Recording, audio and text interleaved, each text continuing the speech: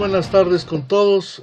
Iniciamos con la gracia de Dios, con la bendición del Señor, esta transmisión que va a dedicarse particularmente a tratar el tema de la iconografía y la iconología.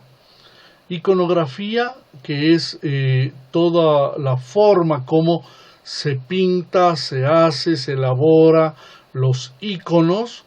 Vamos a comenzar explicando qué son los iconos y luego la iconología, que es el estudio de esa misma forma de cómo se hacen. Primero comenzamos indicando que etimológicamente el término icono viene de la palabra griega eikon o eikonos, que expresaba la idea de una imagen o representación. En el Imperio Bizantino adquirió el significado más definido y propiamente la imagen cristiana, sagrada, no cualquiera, sin importar el material o el tamaño en el que es realizada. Hoy en día, aunque a veces se utiliza en sentido amplio, mucha gente usa el término ícono y mucho más ahora en el tema computación, cada vez se generaliza más el aplicar dicho término a las imágenes cristianas sagradas pintadas sobre tabla de reducido tamaño o un tamaño que sea portable, digámoslo así, o iconos ya muy grandes, ¿no? De estilo bizantino, es decir, según el Imperio bizantino y según la tradición bizantina. Aunque es menos corriente, normalmente, verdaderamente se hace sobre madera, pero también ha habido ocasiones en que se ha hecho sobre metal, sobre cristal, etc.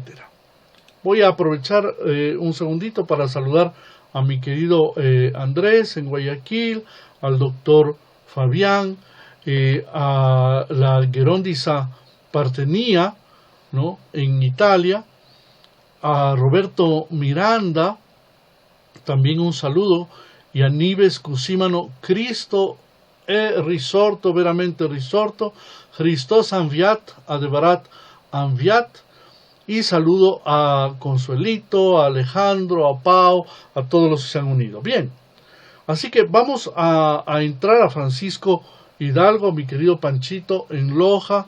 Saludos a todos con mucho cariño.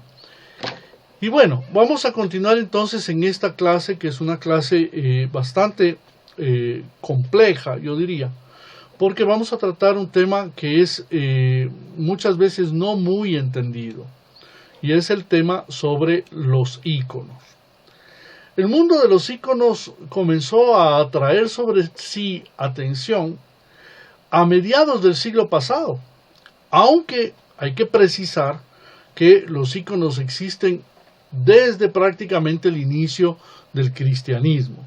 En las primeras comunidades cristianas, que ya habíamos hablado de esas comunidades judeo-cristianas, ya comenzó a representarse de una manera bastante simple, yo diría, pero a representarse primero con símbolos. Yo había hablado en mis clases también sobre el tema de los tipos, ¿no?, que eran imágenes o representaciones que detrás traían todo un mensaje.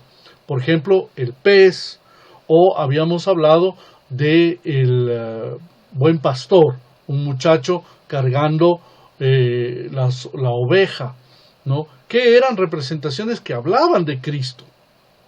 Pero después comenzó ya a hacerse en las catacumbas y durante el periodo del inicio del cristianismo hasta el siglo III, representaciones pictóricas, pinturas en las catacumbas, donde particularmente la primera imagen que se ha encontrado ha sido de una mujer con un niño, que se sobreentiende era la representación de la Virgen María.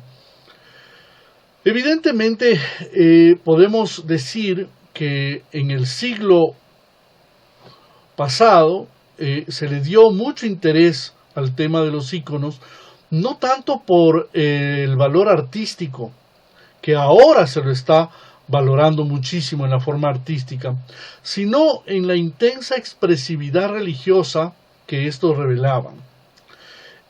Incluso y hasta el día de hoy hay muchísima gente muy intelectual, entre comillas, que niegan la calidad artística de estas imágenes y opinan incluso que nunca podrían ser valorados por las normas estéticas para ser consideradas obras pictóricas. Y de hecho, con mucha pena, yo muchas veces he escuchado, sobre todo de gente joven de hoy o que desconocen sobre el arte, personas que dicen esas imagencitas, esos dibujitos. Sin embargo, entrado el siglo XX, algunos coleccionistas de íconos hicieron por primera vez la prueba de limpiar esas imágenes y, de hecho, una de las primeras exposiciones que se realizaron fue en San Petersburgo en 1911 y otra celebrada en Moscú 2 años más tarde, en 1913. Todo esto antes de la famosa revolución bolchevique que llevaría a una destrucción mortal de obras de arte iconográficas. Ambas exhibiciones, que fueron en ese entonces muy valoradas por las sociedades entonces, revelaron la verdadera fisonomía de esas imágenes y una vez recuperada la brillantez del colorido de íconos muy antiguos, comenzó a cambiarse las posturas y comenzó a haber esa aceptación general como una obra pictórica. Es decir, prácticamente a partir recién de ese entonces se inicia un estudio científico y la sistematización del arte iconográfico. Es decir, por primera vez se comienza a recoger los datos, investiga y ya se pone un poco más dentro del estudio. Por lo tanto, lo primero que debemos comprender todos es de que no habían, sino hasta inicios de 1900, estudios reales sobre la iconografía. Simple y sencillamente existía como existió en el cristianismo a lo largo de muchos siglos.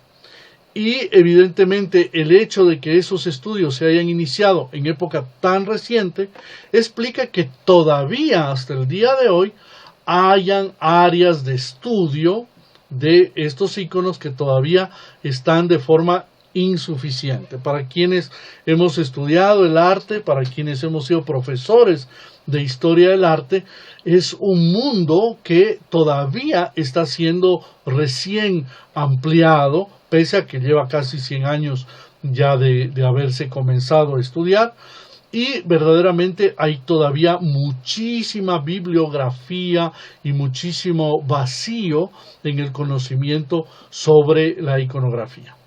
Por lo tanto, lo primero que debemos nosotros acercarnos es entender de que estamos ante una manifestación artística que por su propia naturaleza pertenece a la pintura primero, y que ya posee, como cualquier otra obra de arte, unos medios materiales y unos elementos plásticos y unos criterios estéticos propios.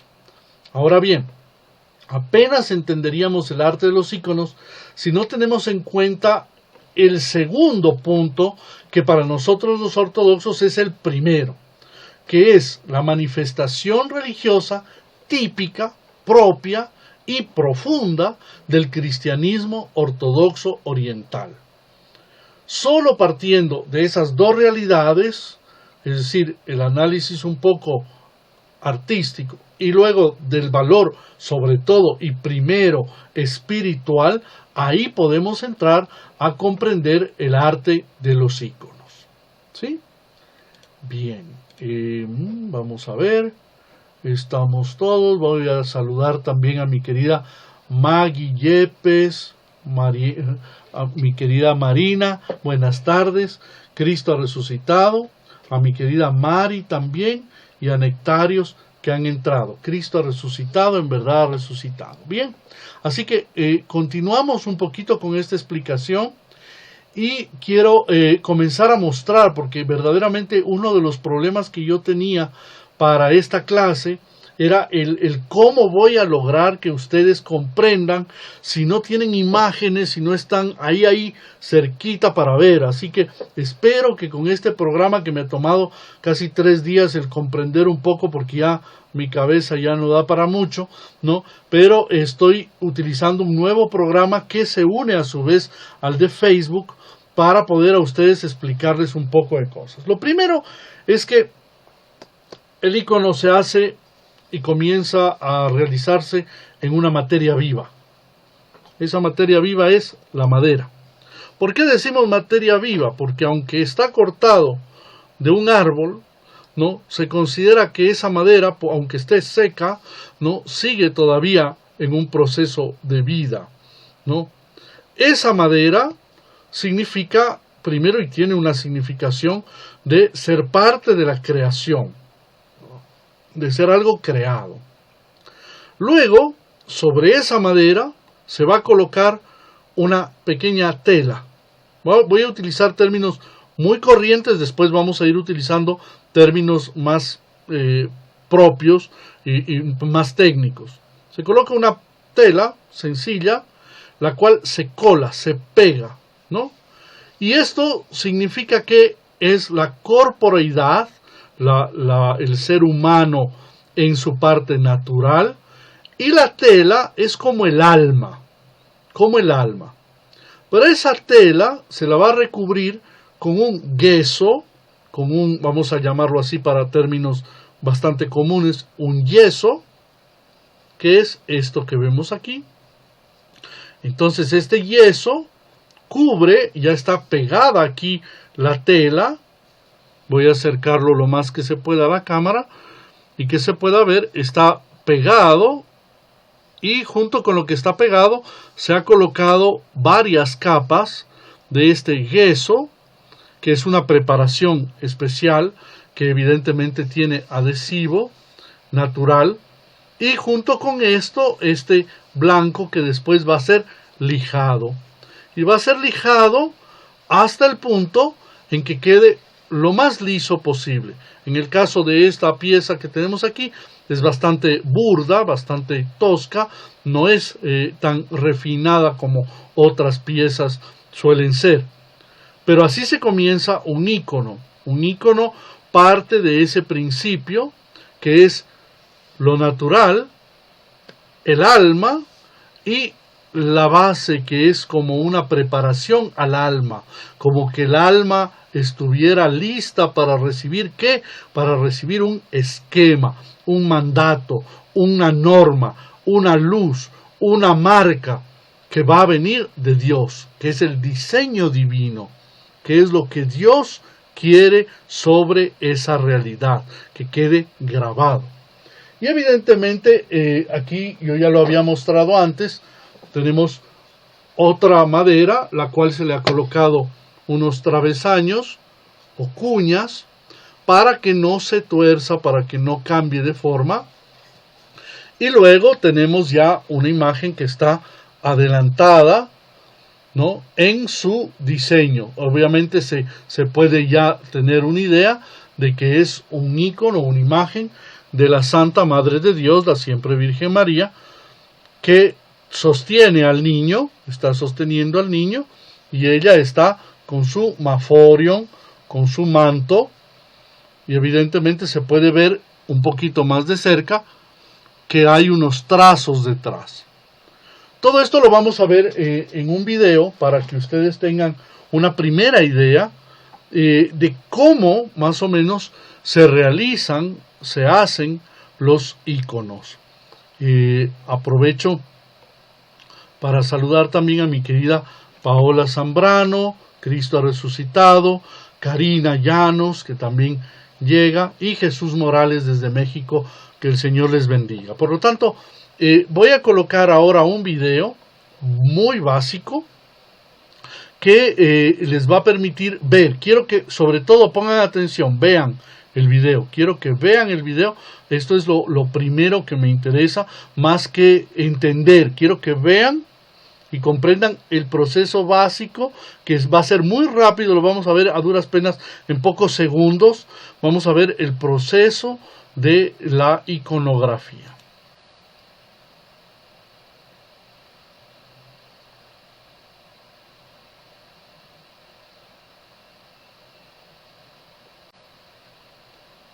Vamos viendo el diseño, la pintura para colocar el oro después, el marcar, el cubrir las partes siempre oscuras, para de lo oscuro ir sacando esas iluminaciones que se llaman y lograr que la imagen comience a tener o se nos revele con luz. A diferencia de la pintura occidental, el icono sale de lo oscuro a lo claro.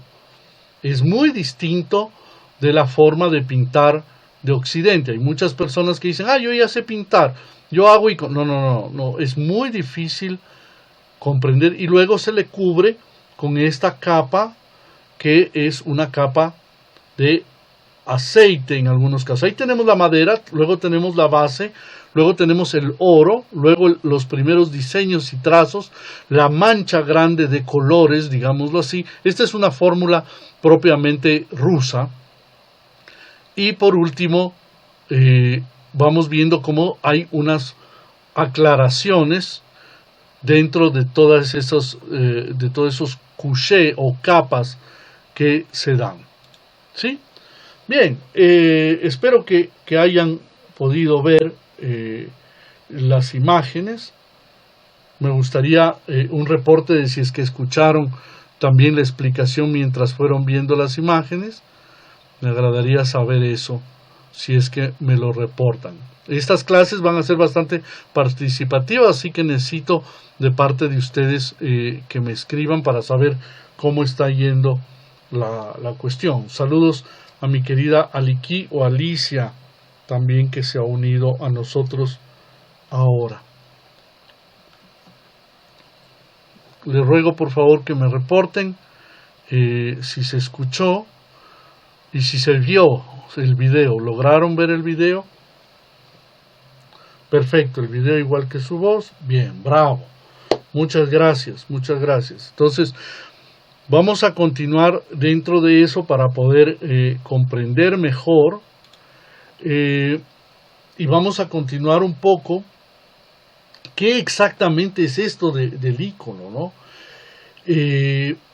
Otras obras pictóricas, cuando el ser humano pinta, tiene como objeto una pintura representar en una superficie plana, a través del dibujo o el color, un ser o un acontecimiento visible situado en un tiempo y un espacio reales, produciendo a su vez un alto placer estético en el espectador que lo contempla. En cambio, el icono tiene una finalidad distinta, ya que su objetivo es representar un ser o un acontecimiento religioso que por su carácter santo está por esencia fuera de toda realidad humana, fuera del tiempo y del espacio reales. El objeto representado pertenece a una realidad superior, propia del mundo invisible, trascendente y espiritual de la divinidad. De ahí la intemporalidad. Esto es muy importante entender. El icono es algo que se hace fuera del tiempo. Por eso es que mucha gente comete el terrible error de decir, ¡ay, qué lindos esos imagencitas! Pero están como hieráticos, quietos, como que no hay movimiento. Es que no nos interesa que tengan movimiento. Aparte de representar a los seres o acontecimientos que no están dentro del tiempo o espacios visibles, el icono crea una relación de espectador-objeto al objeto representado que es diferente. Es una imagen en un icono que no va dirigida a un simple espectador o un espectador creyente, sino que la idea no es que represente un placer estético, sino que te lleve obligatoriamente a una elevación mística, es decir, que te obligue a pensar. Una de las cosas que yo quisiera que se me entienda cuando hablo justamente sobre este tema de la diferencia entre Oriente y Occidente, es que cuando nosotros tenemos una estatua, cuando tenemos una representación, y yo aquí me he traído una imagencita que yo tengo guardada de hace muchos años, ¿no? Católica romana, ¿verdad? Y en esta representación que tengo aquí, que es, bueno, la rosa mística, que la tengo acomodada con una pequeña cuerda de oración y que está incluso ella pisoteando al dragón y con alas igual parecida como la Virgen de Quito, la Virgen alada o conocida como Virgen de Legarda.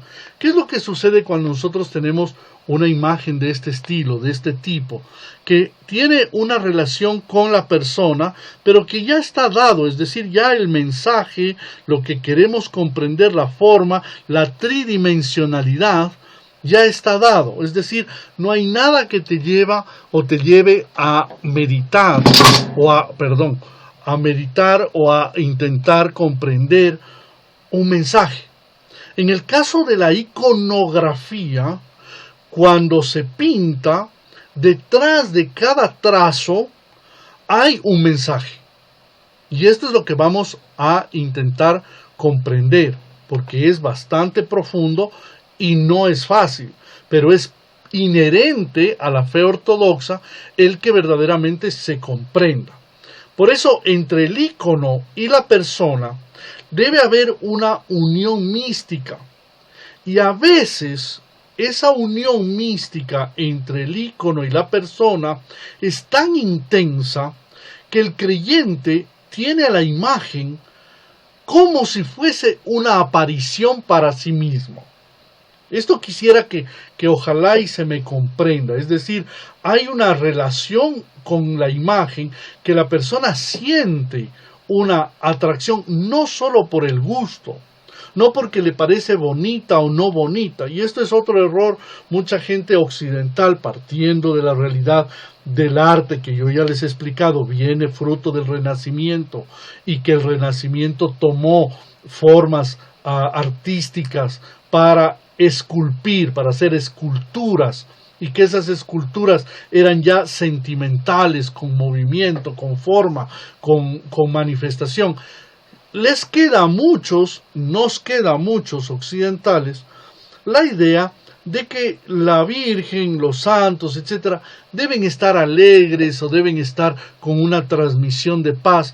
Cuando de pronto se encuentran con el ícono, lo primero que dicen es que se le ve tan triste. ¿Y es por qué? Porque todavía no han tenido esa relación entre el espectador y el ícono. No ha sucedido todavía ese milagro y evidentemente es cuando esta imagen se transforma para muchos ortodoxos en imágenes que hablan. Oiga, o sea que usted me está diciendo que en la iglesia ortodoxa los íconos a la gente le hablan. No, no estoy diciendo que eso pasa, pero la gente siente que tiene una relación profunda con esos íconos, fruto de su vida de oración. Y por lo tanto tienen una emoción ante esas imágenes. Han habido casos, de íconos, de imágenes que han llorado, que han sangrado, cosas sobrenaturales, pero que no es algo común, ni frecuente, ni normal, ¿no? Ahora, sí han sucedido. Ahora, solo partiendo de esa profunda espiritualidad que subyace, es decir, está debajo, es lo que anima y conforma el mundo de los íconos, y solo ahí podremos comprender los elementos plásticos, los criterios estéticos que los singularizan. Es decir, ya una vez que hemos entendido la espiritualidad, entonces ahí podemos comenzar a decir, bueno, esto tiene tal forma, tiene tal otra, se representa así, etc. Así que varias de las características que definen los criterios estéticos de los íconos en realidad detrás buscan una intemporalidad. Es decir, el icono no pretende ser una imagen de una fecha en particular, sino quieren que se mantenga fuera del tiempo. Y el pintor de los iconos renuncia a la idea del espacio real de la pintura clásica y renacentista. No se busca utilizar una perspectiva cónica, ni una sensación de espacio como en las obras pictóricas en general se hace. El pintor de los íconos, que casi siempre son personas que no han tenido una preparación como artistas. Por eso mucha gente dice, ay, es que yo soy pintor, yo ya pinto bodegones, ya no sé qué, yo voy a pintar íconos. No siempre quien tiene habilidad para pintar íconos realmente puede pintar íconos. Y otras personas que en cambio nunca han sido capaces ni siquiera de pintar la cosa más sencilla o un elefante. Yo recuerdo hace muchos años mi papá, yo le pedí que me dibuje un elefante.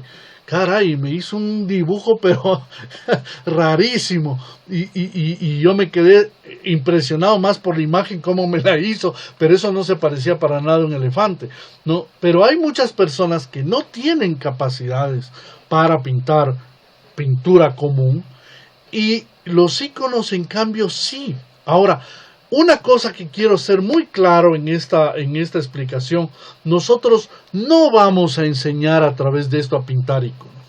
Esa no es la idea, no me interesa y no lo voy a hacer. ¿Por qué? Porque el pintar íconos es y debe ser una vocación que va unida casi siempre, muchas veces, a la vida monástica. Es decir, es para una persona que va a ser monje o monja. Sin embargo, existen también laicos que sienten un llamado. Y ahí es donde ellos entienden, pero ¿cuándo? Cuando entienden primero los criterios de intemporalidad y espiritualidad que se evidencian en esos seres y objetos representados, ¿sí?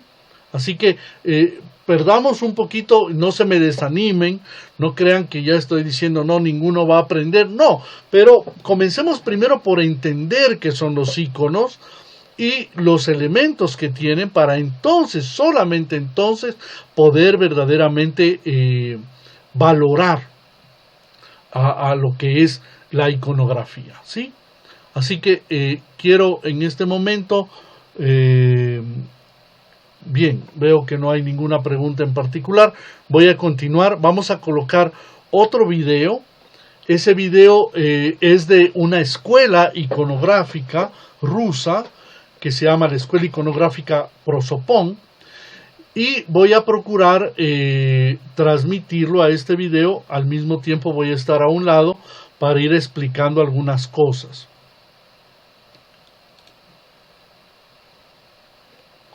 Vamos a agrandarlo para que lo puedan ver. Ok. Bien. Aquí tenemos un primer diseño. Es el diseño que se hace sobre la parte blanca que les explicaba, ¿sí? Y luego la colocación del oro. Este icono que ustedes están viendo se ve que es un ángel, parecería detrás, y delante un niño. En realidad significa la sabiduría de Dios, la segunda persona de la Santísima Trinidad. Se va colocando, miren esa maravilla de los colores, pero colores más oscuros, para después ir sacando la iluminación. Tenemos el rostro de este ángel, que en realidad es la segunda persona de la Santísima Trinidad, que está siendo abrazada a través de su encarnación, que es Jesucristo, ¿no?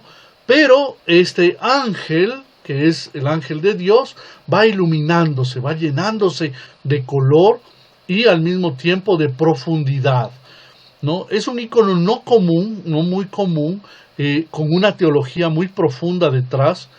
Vamos a verlo ahora ya en los diseños definitivos para ya dar las aclaraciones últimas o iluminaciones que se dan con oro muchas veces, con pintura y luego con oro. Vean qué bonito. Y evidentemente tenemos aquí una representación hermosa del santo ángel Ezequiel, dice, del silencio, ¿no? Y ese ángel del silencio es la sabiduría de Dios que mantiene a Jesucristo. Aquí vamos a ver los pasos del proceso iconográfico. Primero tenemos el diseño.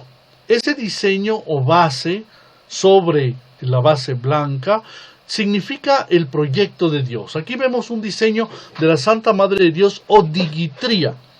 La odigitría significa la que muestra el camino. Y vamos a ver cómo justamente se hace la transferencia del primer dibujo. Una vez que ya se hace el dibujo básico, se lo va marcando sobre el yeso o yeso, que ya ha sido lijado, limado, y va marcándose. Detrás de este trabajo, que es un trabajo manual, minucioso, etc., hay una espiritualidad. ¿Cuál es esa espiritualidad? Que Dios marca sobre la vida de las personas un plan que es único e irrepetible, un plan que no puede parecerse al de otras personas. Y obviamente ese plan va a ser colocado una base de, vamos a llamarlo como un barro, es un clay, es unos polvos propios que se utilizan para la base, para colocar después el oro. En toda la parte que ustedes ven roja, se coloca una base. Esa base propiamente después va a ser colocado sobre eso oro. Ustedes van viendo todo el desarrollo de colocar. ¿Qué es el oro en el icono? Es la parte divina. Es la energía divina, es la fuerza de Dios, es esa Haris que hablábamos. Y evidentemente después, una vez que ya se ha secado esta base, ¿no? Se la pule, como están viendo aquí, es todo un trabajo de detalle para solamente después brillarlo o dejarlo bien pulido. Se está utilizando unas piedras de ónix generalmente que le dan un pulido para solamente ahí continuar con el siguiente proceso, que es colocar el oro. Y es lo que vemos ahora inmediatamente, todo el oro que se va colocando, hoja de oro, y después se va trabajando ese oro. Como ven, esos detalles hermosos, ¿no? ¿Para qué? Para que brille. La hoja de oro, ¿no? Ha sido aplicada en capas muy finas, como ven aquí, todo el proceso de cortado y colocado del oro. ¿Sí? Y una de las cosas muy especiales que están viendo ahí en el artista, en este caso, y es que lo coloca después de que él le pone de su parte, de alguna manera le insufla, ¿no? Igual como en la creación, que es necesario colocar el soplo de Dios, igual en este caso en la obra se hace también esta colocación del oro. Es una técnica propiamente, una de las técnicas, hay varias técnicas para colocar, pero esta es una de las técnicas antiguas rusas, ¿no? Que es el dorado al frío, y que evidentemente después se va puliendo. Esa obra que estamos viendo aquí tiene una representación espiritual, mística también, y es la obra de Dios. ¿Por qué? Porque Dios, sobre el alma que está preparada, va designando, va diseñando un dibujo, un plan, un proyecto. Pero ese plan después va a ser perfeccionado. Y va a tomarle mucho tiempo para ir perfeccionándolo en la vida de la persona. Pero la persona para eso tiene que dejarse, tiene que ser como ese oro que se deja bruñir, que se deja trabajar.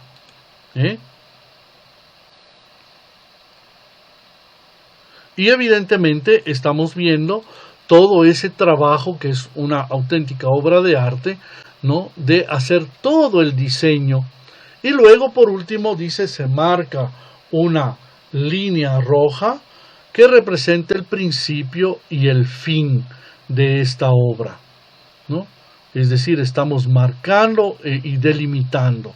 Para luego, nuevamente, esto vuelvo a repetir, es una técnica propiamente rusa, que parte de colores foncé, como se dice en francés, de colores oscuros, para después irlos aclarando.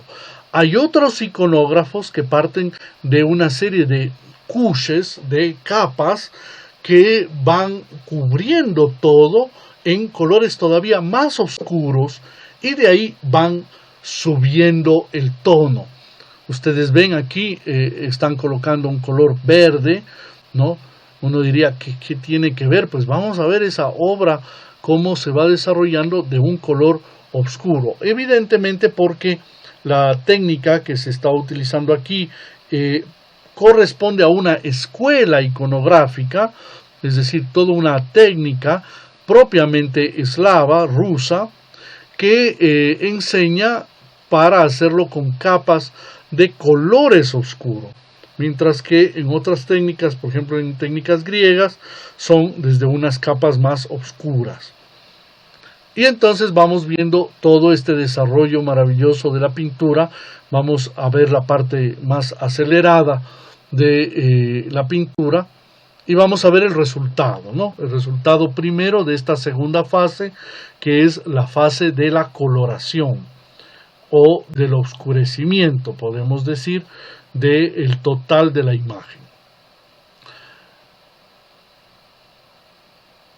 Y vamos a ver ya propiamente un poco más acelerado el desarrollo de la imagen, que es el volver a dar las líneas, ¿no?, sobre el esquema para resaltar nuevamente lo que estaba debajo.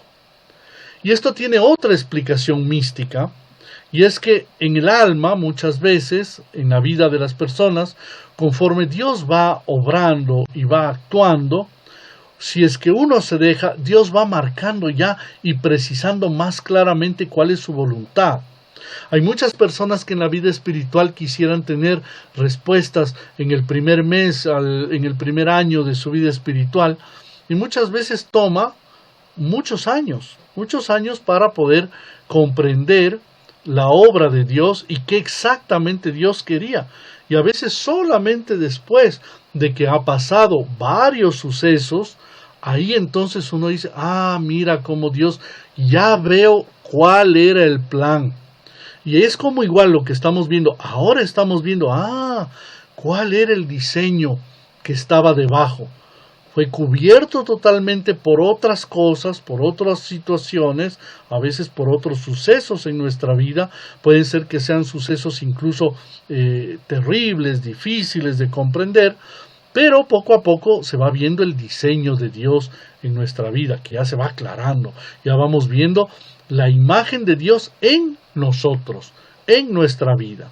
Por eso, para recuperar lo que hemos estado ya hablando, el icono es la imagen de Dios sobre una base natural que se deja moldear, que se deja trabajar y que evidentemente tiene algo todavía más profundo que solamente la imagen, sino todo un proceso.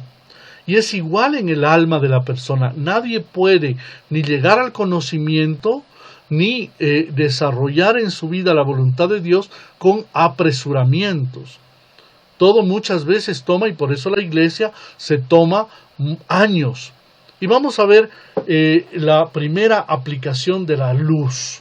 Aquí viene las fases de iluminación que se llama, y vemos cómo cada parte de todo el icono que había sido recubierto de colores oscuros va comenzando a tomar claridades, ¿no?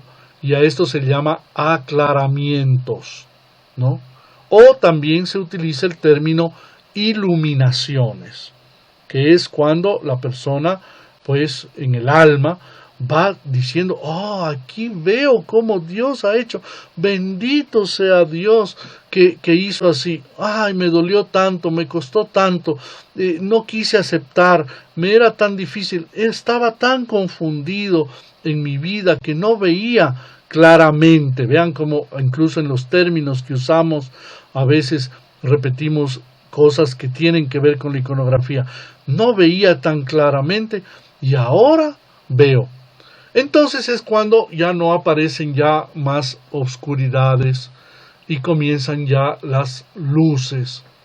Y en el plan de Dios en una persona ya se ve solamente la gloria de Dios, se va viendo los resultados de los esfuerzos, los resultados de los sufrimientos, los resultados de las incomprensiones, de los momentos de oscuridad, de dolor, de confusión incluso. Y ahí vamos viendo esto en la etapa pictórica. Por eso es que es algo muy interesante comprender que la iconografía en ningún momento es una obra de arte común, sino que verdaderamente es el desarrollo real de la mano de Dios en la vida.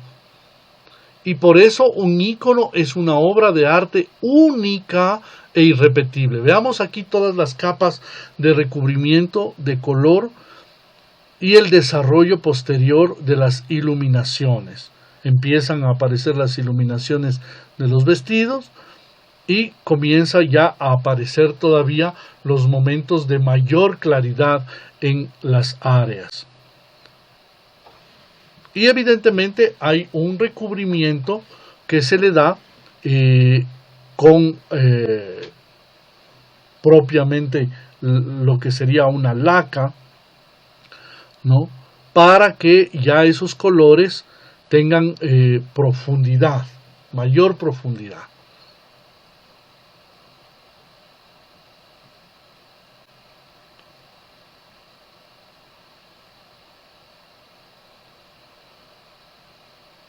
Bien, vamos a ir viendo, creo que ya el video va a ir terminando. Y vamos a ver la última parte, que es justamente el terminar de dar las últimas bases de color. Miren este desarrollo en video rápido. Son las últimas capas de color que oscurecen, pero nuevamente vendrán a tomar mucho más volumen, mucha más iluminación y terminarán dando las últimas aclaraciones. Todo ese proceso va dando, esas capas van terminando de dar una serie de profundidad que el ojo humano capta, aunque se vea en una primera imagen como si fuesen imágenes, puede ser desproporcionadas, extrañas, raras, ¿no? El ojo en su conjunto va encontrando la naturalidad y va encontrando esa iluminación de Dios. Así que por igual vamos a ver ese trabajo del diseño del iconógrafo, que vuelvo a repetir, no necesariamente es un artista, pero sí es alguien que debe ser espiritual, ¿no? De hecho, uno de los errores actuales, al igual como sucede con la doctrina, aparecen personas que aprenden con tutoriales, se puede aprender en el internet con tutoriales a pintar, pero ¿de qué sirve que lo pinte si la persona no es espiritual o si la persona no está en el camino de la vida espiritual? Por eso mismo, incluso el iconógrafo debe necesariamente no solamente estar en oración, sino al mismo tiempo estar verdaderamente en ayuno y en una vivencia de Dios para llegar a esta última fase que vamos a ver ahora inmediatamente, que es ya la última aclaración, donde también pues se terminan de dar las últimas bases o cubiertas, vamos a llamarlo así. Vuelvo a repetir, estoy utilizando términos lo más populares o comunes, porque evidentemente existe una terminología propia iconográfica, Pero la idea es de que ustedes primero entiendan el proceso para después sí que lo definamos con términos un poco más complejos, ¿no? Y veamos nuevamente el final ya de estas capas de iluminaciones, que como ustedes ven son varias capas y que dan una profundidad y al mismo tiempo hay mucha gente que dice, yo no sé, pero estas imágenes me dan paz, o estas imágenes tienen algo que tienen un mensaje detrás. Y esa es la idea. La idea es que el icono tiene un mensaje detrás. Vuelvo a repetir, como he dado el ejemplo muchas veces sobre el tema de la computación. Cuando nosotros damos un clic sobre un icono, ese icono nos transporta a otra cosa que está detrás, que es mucho más profundo.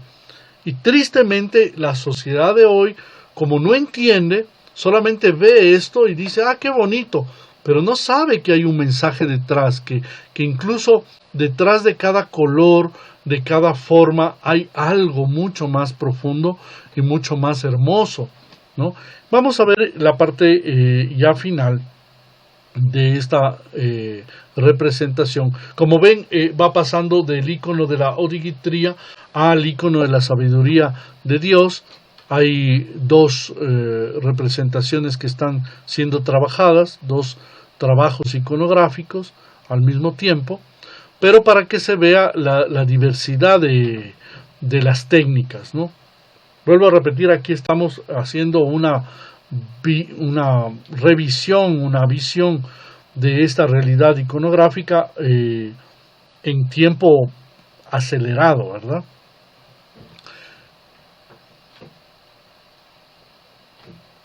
Y bien, estamos viendo ya la última capa que se da, que es una capa muy, muy sutil sobre ya lo pintado. Todo parecería como que estamos dañando el icono. Y aquí viene la última capa. Esta es una capa, yo diría, gloriosa, una capa llena de vigor, llena de exaltación de los colores, porque cuanto más se ve las claridades y las oscuridades y las profundidades de la pintura, más se logra ver que hay una obra detrás que tiene una trascendencia, que va mucho más allá del dibujito, ¿no?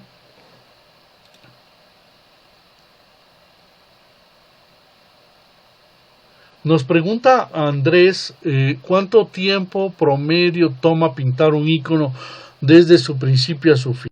Bueno, primero tengo que decir que el proceso se lo hace primero con la bendición de un padre espiritual, luego evidentemente se lo hace en oración, la preparación de los materiales debe estar prácticamente todo listo y evidentemente después la persona debe estar generalmente en ayuno.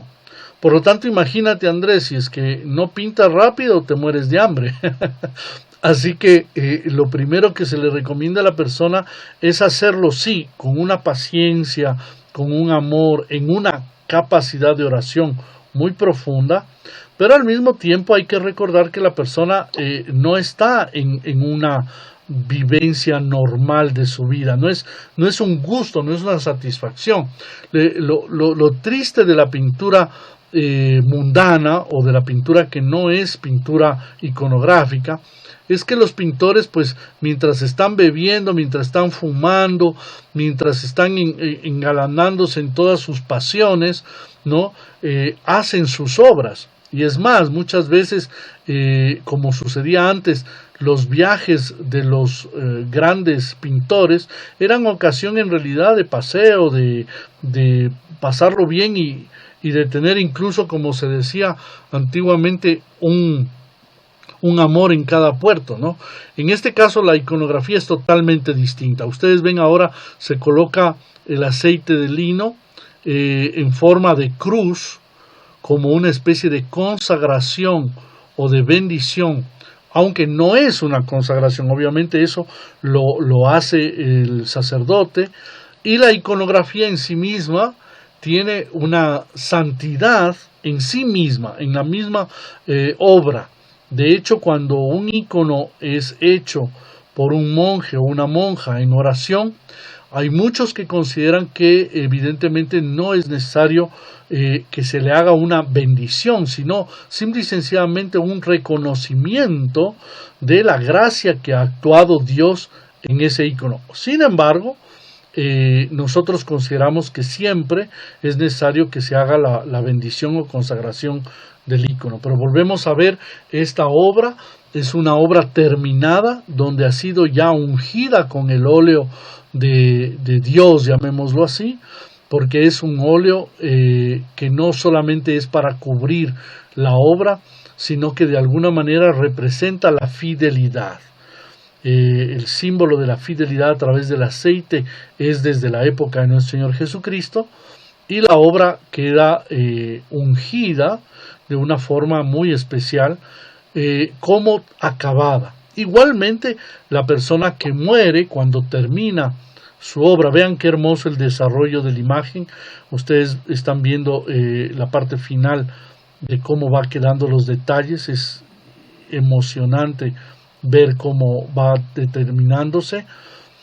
Y decía, igual como cuando una persona muere y se le coloca igualmente el aceite el aceite para terminar es la última unción. Bien, hemos avanzado bastante bien. Voy a ir un poquito más a otras imágenes. Voy a dejar para otros días un poco más de otras explicaciones, pero evidentemente quiero dejar claro que la iconografía no es, por lo tanto, una pintura común. No es, por lo tanto, simple y sencillamente un antojo de los sentimientos de las personas, y que es un proceso en la elaboración de los íconos que siguen unos procedimientos técnicos, ciertamente, que vienen de tradición en tradición a lo largo de los siglos. O sea, no es una cosa que se lo inventa. Cuando aparece alguien por ahí que dice, qué bonito, yo voy a hacer un ícono y utiliza sus técnicas, ¿no? Obviamente la persona no tiene idea de lo que es verdaderamente la iconografía, ¿no? Y eso es lo triste. Lo triste es porque la iconografía va mucho más allá, tanto en el proceso del iconógrafo, aquel que lo hace, como aquellos que lo van a disfrutar. Y por eso también, de hecho, muchos íconos son hechos exclusivamente para una persona. No es que se hace un ícono para ver quién lo compra, ¿no? La verdadera normativa del ícono es que el monje, la monja o el iconógrafo que tiene la bendición del obispo para escribir estos íconos, lo hacen para una persona. Y esa persona lo pide y se lo hace para ella, y por lo tanto es una transmisión de acción de gracia, de obra de Dios para una persona en particular. Bien. Dice Teofania, qué belleza y qué profundidad el mensaje que nos entregan los íconos. Es lo que tiene que pasar en nosotros, ciertamente es lo que debería suceder. Y pensar que tenemos íconos en casa que ni les prestamos atención, sin saber que detrás de cada uno hay todo un proceso maravilloso. Así es, mi querida Georgiana. Ahora, evidentemente hay que entender que muchas veces la sociedad no puede tener un ícono original pintado por un iconógrafo, no siempre. Por lo tanto, temporalmente, y sobre todo los ortodoxos, tenemos reproducciones, como el caso de esta es una audigitría, igual como aquella que estábamos viendo pintar, pero esta es muy antigua, y es una foto pegada en madera, simple y sencillamente, ¿no? Pero que nos sirve para recordar aquellos íconos originales. No son malos, no es malo tener un ícono que se puede decir pegado, pero no es un ícono, es una reproducción, ¿no? En ese sentido, esta que ven aquí, que es la audigitría, la que está mostrando el camino que es Jesús está bendiciendo con su manita, ¿no? Hay otras versiones ya posteriores, como es el caso de esta que también es una odigitría, pero que en cambio es una versión más eslava, ¿no? Y es la que se llama la Madre de Dios que escucha pronto, ¿no? La Grigorusa, la rápida en escuchar, ¿no? Pero es igual, está señalando a Jesús, es una odigitría, lo está sosteniendo, pero tiene ya algunos cambios, ¿no? Tiene una corona, ¿no? Etcétera. Hay detalles, pero en sí mismo son las mismas imágenes, ¿sí? Y obviamente que tiene toda una trascendencia. Entonces, quiero en este sentido agregar unos minutos más algunas imágenes para que se vayan comprendiendo. Voy a colocar aquí el caso de la Anunciación. Ok. Entonces, ¿qué es lo que vamos a encontrarnos? Vamos a encontrarnos con que la Iglesia, los principales misterios de la vida de Jesús, los representa a través de los íconos.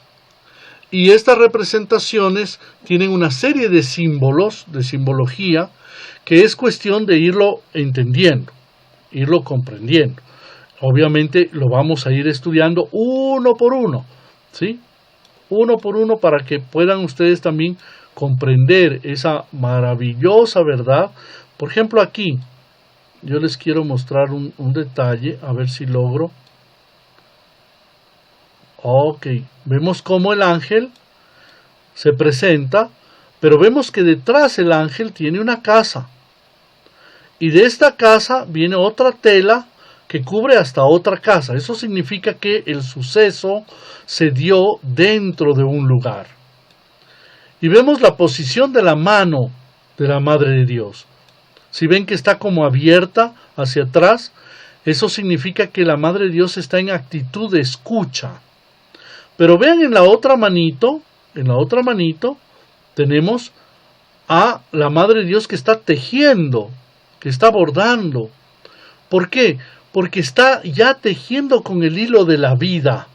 Es decir, ella estuvo preparada para que cuando el ángel le anuncia y le dice que va a ser la madre del Señor, y ella acepta, al arcángel San Gabriel, y ella acepta, hágase en mí según tu palabra, ya el hilo de la vida estaba desarrollándose.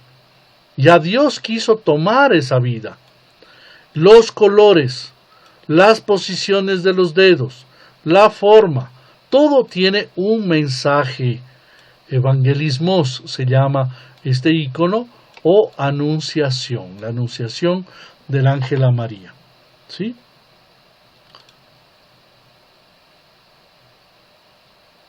Dice Jesús Morales, perdón por mi ignorancia, pero un icono sería una catequesis gráfica. Claro que sí, esa es la idea, justamente, mi querido Jesús. Hay que entender que los primeros cristianos y todo el cristianismo durante cientos de años, no tuvieron la capacidad todos de leer, ni de conocer la teología. Por lo tanto, los primeros padres de la Iglesia encontraron en este medio el medio perfecto para que la gente comprenda la profundidad de los misterios. Pero el problema es que pasaron los años y en esa catequesis, en esa educación de la fe, no hubo, y no hay en general, quien explique los significados. ¿Qué es lo que vamos a hacer en este curso? Una explicación, uno por uno, qué es lo que significa, por qué se hace, por qué no, etcétera. Y evidentemente, tristemente, muchas personas no entienden el significado profundo de ciertas cosas de la fe en general, sino que sencillamente lo creen a grosso modo. Ya saben, sí, el ángel se anunció a María, pero no van más adentro, ¿no? Y por eso quiero mostrarles, por ejemplo, el icono también que está aquí de la Natividad.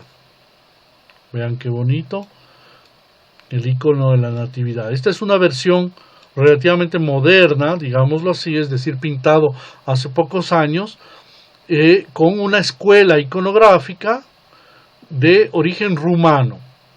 Pero todo lo que vemos aquí, si ustedes ven, hay una montaña, ¿verdad? Y esa montaña es la representación de la naturaleza humana y divina junta de Jesús. Jesús era verdadero Dios, verdadero hombre. Pero en esa naturaleza viene la Madre de Dios, está recostada como en un cojín, pero ese cojín es rojo. Significa la naturaleza humana. Ella era totalmente humana. Y da a luz un hijo, pero ese hijo está en una cueva, como todos sabemos y conocemos muy bien, ¿no? En esa cueva, pero esa cueva, voy a agrandarlo para que puedan ver, ¿no?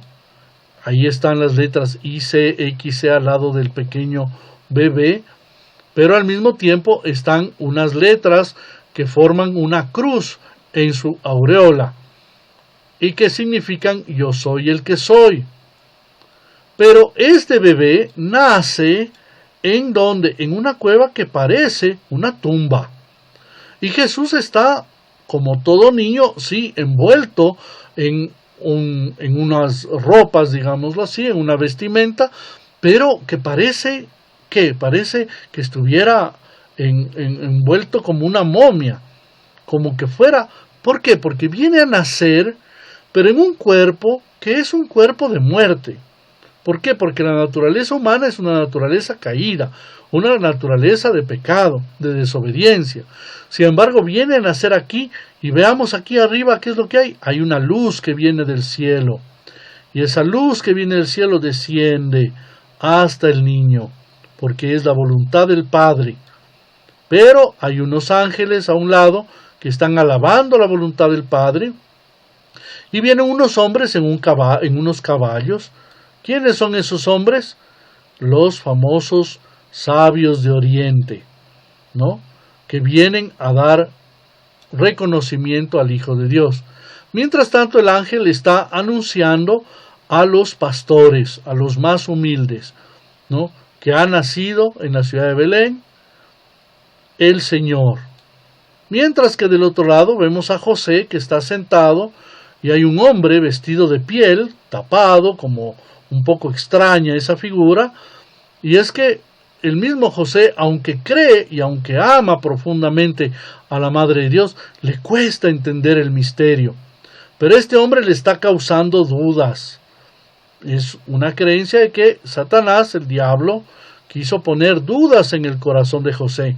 Por eso es que José recibe la confirmación que lo que ha nacido de María es el Hijo de Dios el Altísimo.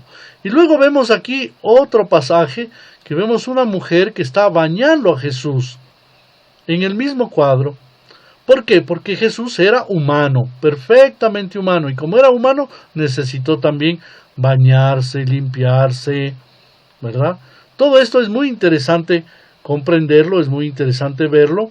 Vamos a ir viendo a lo largo de todos estos días una explicación más profunda, teológica, y al mismo tiempo iconográfica e iconológica, es decir, comprendiendo el mensaje que existe en la iconografía. Bien, dice, ¿qué hace la Iglesia Ortodoxa cuando uno de los iconos se vuelve milagroso, cuando es pintado para una persona, así como usted lo dijo? Bueno, pues es decir, generalmente la persona lo lleva al templo y en el templo se le puede dar veneración. Sin embargo, la Iglesia se toma su tiempo en verdaderamente comprobar que sea de Dios. ¿Cuál es el accionar? ¿Son trasladados a una catedral? No necesariamente una catedral, pero sí a un templo, evidentemente, y principalmente el padre espiritual, el guía, es quien debe dar un análisis sobre la situación.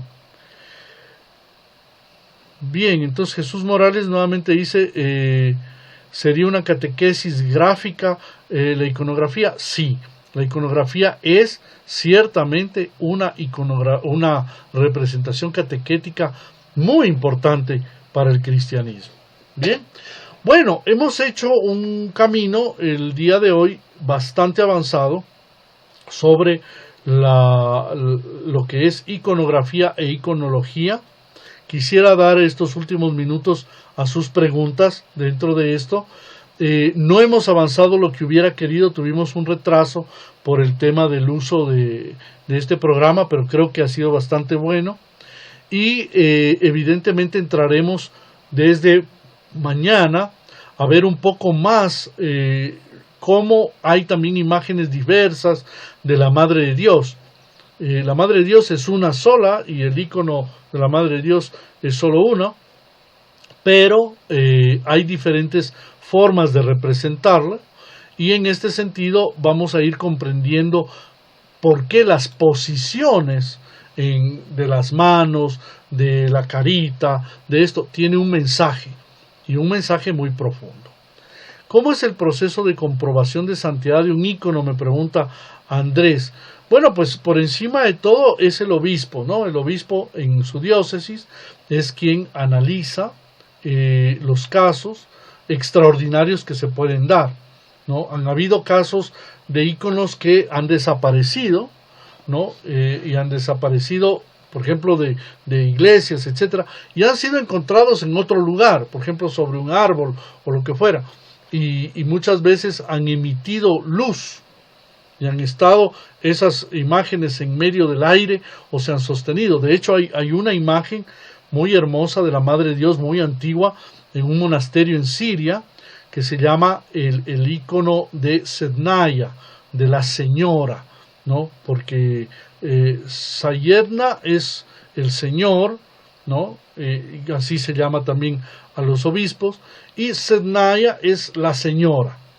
Y este ícono apareció ahí en un monasterio hace muchísimos siglos, de hecho antes de que exista el monasterio, y el ícono estaba en el aire, y se mantenía en el aire, y se mantiene en el aire hasta el día de hoy. Lo que pasa es que han construido alrededor un santuario y se protege, pero son un conjunto de monjitas, algunas de ellas yo las conocí, tuve la oportunidad de conocerlas en Grecia.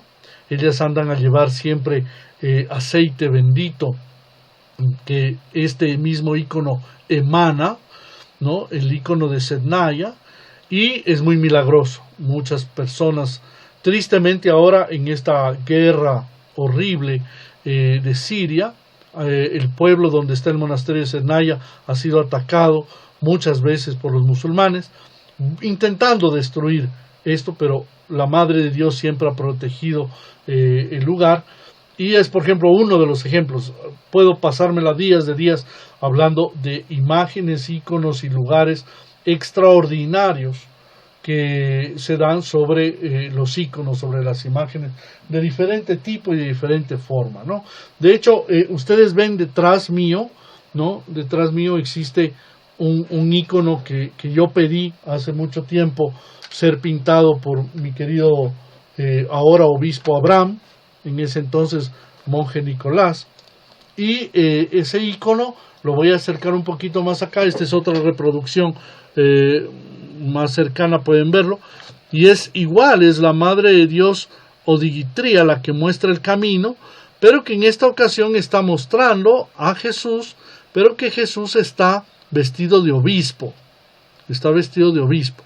Obviamente tiene una explicación, pero es el ícono que yo conservo aquí en mi habitación para mi oración personal. Y bueno, Dios, yo le pido que me bendiga a través de este santo ícono, pero tiene una representación y una significación que yo mismo pedí al obispo Abraham que lo haga así, porque tiene una representación y un simbolismo y una trascendencia propia para mi vida personal. Pero ese ícono fue hecho, pintado personalmente para este servidor, y evidentemente, sin embargo, se lo saca el 17 de junio cada año, que le damos veneración, le llamamos el ícono de la Madre de Dios, madre de todo episcopado, ¿no? La madre de todos los obispos, ¿no? porque el primer obispo y el único obispo es Jesús, ¿no? Nosotros solo somos representantes de él. Bien, gracias también a todos ustedes, Santas Historias de los Íconos, gracias por enseñarnos y compartir tantos ejemplos maravillosos. Bueno, gracias a ustedes por asistir. El día de mañana, igual 4 de la tarde, continuaremos. Espero que hoy haya sido lo suficientemente interesante y pido al Señor también que les bendiga a todos los que hacen el esfuerzo para acompañarnos. De todo este periodo sobre la iconografía e iconología habrá prueba, por lo tanto les pido a cada uno que vuelvan a ver el video y tomen notas, porque quiero de verdad que haya una prueba de aquellos quienes asistan, quienes quieran, no están obligados, pero habrá una prueba para poder evaluarse a sí mismo y saber cuánto realmente saben o cuánto conocen. Y lo mismo estamos preparando una prueba sobre el tema del monaquismo para quienes hayan querido. Durante esta semana se mantendrán en mi perfil de Facebook todavía algunos días estas enseñanzas, pero después voy a retirarlas. Ustedes saben que no quiero que queden algunas enseñanzas libremente, así que por favor, quienes estén interesados en el tema del monaquismo y hacer una prueba sobre eso también, estarán bienvenidos a hacerlo la próxima semana, pero yo retiraré esos iconos, no quedan libremente para poderlos ver, porque así también ustedes aprovechan para conocer más. Bueno, dice Nives que quiere hacer una pregunta. A ver, vai Nives, fai la domanda, con piacere, ¿no? Vamos a ver qué nos pregunta. He visto dos tipos de iconos rusos, dice en italiano. Veamos qué más nos pregunta.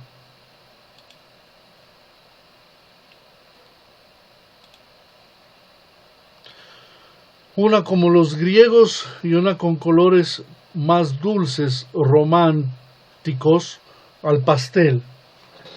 ¿Come si llama este secondo tipo?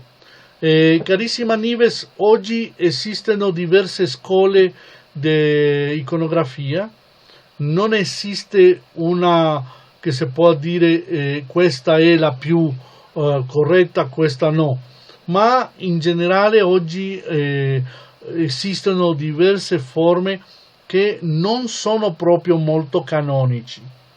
La forma propria canonica di dipingere iconi è veramente soltanto quella greca, quella è la originale, quella genuina, si può dire. Però sapete che i russi gustano, gli piacciono moltissimo le forme in generale che sono un po' nuove, un po' occidentali.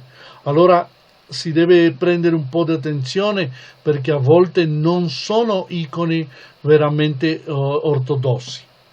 Me pregunta que existen algunas imágenes de iconos como los griegos y otra con colores un poco más pasteles, que cómo se llama este segundo tipo de pintura. Yo le explico que hay muchas formas hoy en día de escuelas de pintura iconográfica y que no se puede decir esta es necesariamente la más radical o la mejor, pero sí hay que tener cuidado, porque también hay algunas que no son formas canónicas de pintar y por lo tanto es mejor analizar bien y sobre todo la forma original de todos los iconos es la forma griega.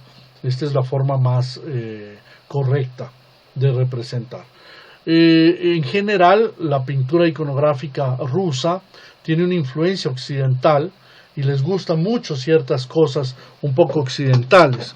Yo vuelvo a mostrar esta imagen que también se llama la Madre de Dios, que originalmente es griega.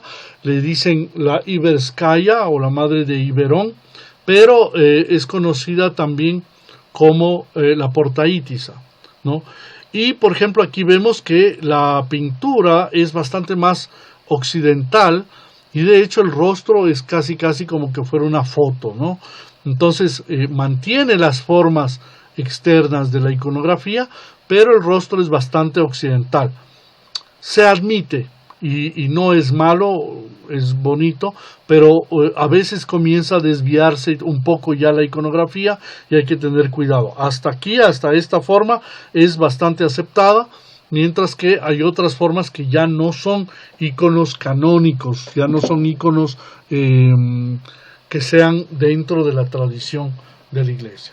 Un saludo cariñoso para todos, les dejo un gran abrazo, que el Señor les bendiga grandemente, Padre, Hijo y Espíritu Santo, ahora y siempre y por los siglos de los siglos. Amén. Solo me detengo un minuto. Víctor Manuel Benz dice: he visto íconos de Cristo en uno rubio y de ojos azules y en otros cabellos negros y ojos negros. ¿A qué se deben estas diferencias? Lo mismo pasa con las Theotokos. No existe una especie de canon radical de cómo se debe representar al Señor, pero obviamente creemos, en general los ortodoxos, que era un hombre bello y que incluso la iconografía no pretende ser una fotografía. No pretende, esto hay que sacárselo de la cabeza. El icono no es una foto, el icono es un medio de trascender espiritualmente para entender. Y por lo tanto, si queremos trascender, no es necesario que sea ojos azules o ojos cafés o ojos negros, es el amor con el cual captamos a Jesucristo. Que el Señor les bendiga a todos. Hasta mañana. Cristo ha resucitado, en verdad ha resucitado.